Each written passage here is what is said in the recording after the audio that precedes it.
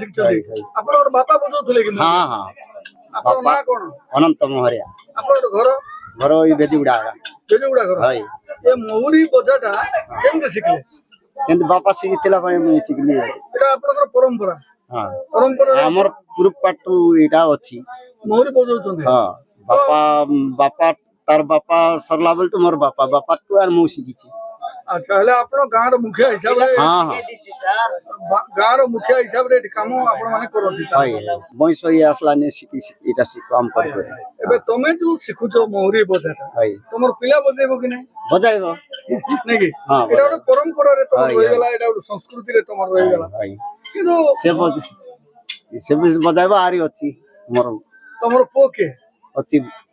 ବାହାରି ଯାଇଛି। ଆଚ୍ଛା, ତ ନିଶ୍ଚିତ ଭାବରେ ଏଇଟା ତମର ପରମ୍ପରା। ଆରୁ କେତେ ଟଙ୍କା ମିଳୁଛି ଆଜ୍ଞା?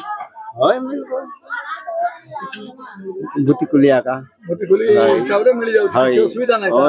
ବଞ୍ଚୁଆ ଖାଇବା ପାଇଁ ଏଇଟା ଗୋଟେ ଭଲ କଳା। ପେନସନ ଆପଣଙ୍କ ହେଇଛି କି? ନାଇଁ ଆଜ୍ଞା, ଏଇଟା ତ କେତେ ଲୋକର ବୟସ କେତେ ହେଲା? 55 ହେଇଛି। 55 ହେଇଛି ଆପଣଙ୍କୁ, ଆଉ 5 ବର୍ଷ ଦରକାର ହେଇଯିବ, ପେନସନ ହେଇଯିବ, ଆମେ କରେଇବୁ ଆପଣଙ୍କର। ଏ କଳାକାର ହିସାବରେ ପାଇଗଲେନି ଆମର ମରିଆ ଲୋକମାନେ। ହେଲେ ଆପଣ ବି ପାଇବେ, ଆମେ ସେଟା କରେଇବୁ, ଆପଣଙ୍କର ବ୍ୟବସ୍ଥା କରେଇବୁ, ଆପଣଙ୍କୁ ନବରଙ୍ଗପୁର ଡାକିବୁ, ଆପଣଙ୍କର ବ୍ୟବସ୍ଥା ବି କରେଇବୁ, ଆପଣଙ୍କୁ ପେନସନ ବି ଲାଗୁ ହବ, ଆପଣଙ୍କୁ ଘର ବି ମିଳିବ, କିଛି ଅସୁବିଧା ନାହିଁ। ତାହେଲେ ନାଇଁ ସେଟା କହୁଥିଲେ ମୋହନ ଚରଣ ମାଝୀ ଅଛନ୍ତି, ସେ ନିଶ୍ଚିତ ଭାବରେ କଳାକାର ମାନଙ୍କର ଏ ସଂସ୍କାର ସଂସ୍କୃତି ଏ ପରମ୍ପରାକୁ ସେ ବଞ୍ଚେଇକି ରଖିଛନ୍ତି, ଆଉ ରଖିଥିବେ ମଧ୍ୟ। ତ ଏ ଯୋଉ ଯାତ୍ରା ହଉଛି ଆଜ୍ଞା, ଏ ଯାତ୍ରା କଣ ପାଇଁ ହଉଛି? ଏଇଟା ବୋଲେ ଫାଷ୍ଟ ଏବେ ଇଏ ନୂଆଖାଇ ଇଏ ଭଦ ବଳାନି କରିବେ ଆଜ୍ଞା। ଭଦ ବଳାନି କଲେ ଦଶରା ହେବ କି ନାହିଁ? ଏଇଟା କରଲେ ଆଗ ପର୍ବ ଖାଇବେ, ପର୍ବ ଖାଇଲେ ତ ଚାଲୁ ହେଲା। ଏବେ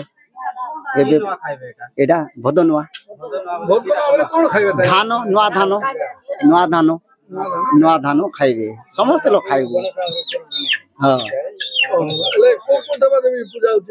ଏଇଟା ବୋଲେ ଠାକୁରାଣୀ ମା, ଗ୍ରାମ ଦେବୀ। ହଁ, ଗ୍ରାମ ଦେବୀ ପୂଜା।